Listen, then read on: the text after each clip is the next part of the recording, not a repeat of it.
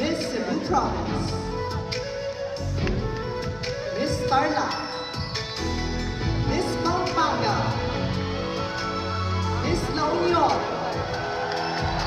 Miss Sultan Kudarat, Miss Cebu City,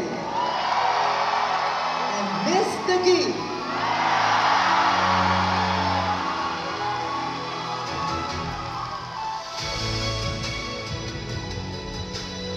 Alright, joining me in this very special moment, please welcome the National Director for the Miss Universe Philippines Organization, Ariela Arita.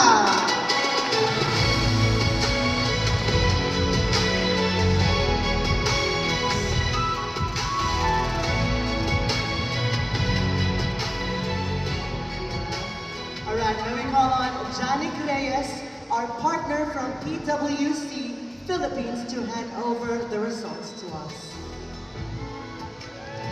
Here we go, moment of truth. The honor is yours, Miss Ariela.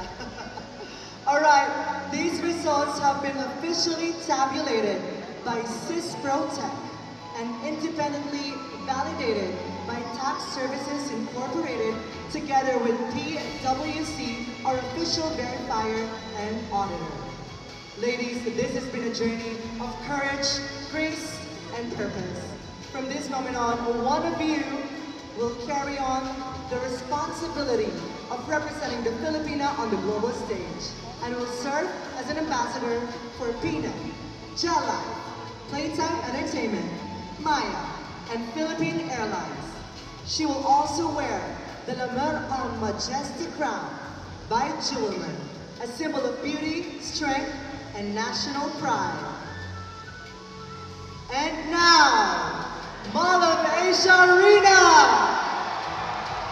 Pilipinas, it's time to crown our new queen! Ariela, will you help me announce the winner? I can't do this alone. Alright, here we go!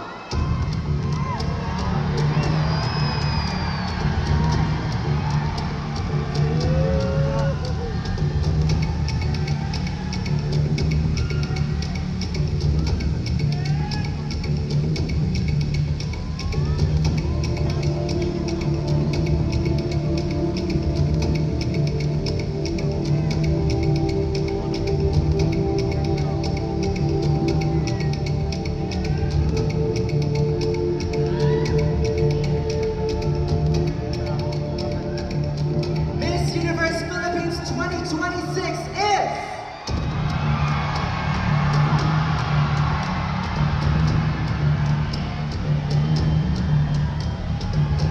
Miss La Union!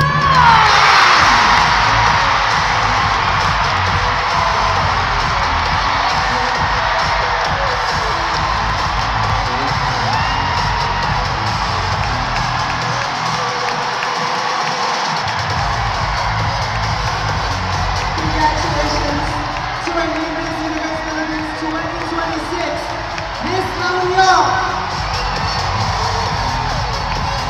We now carry the pride of the Filipina on the global stage.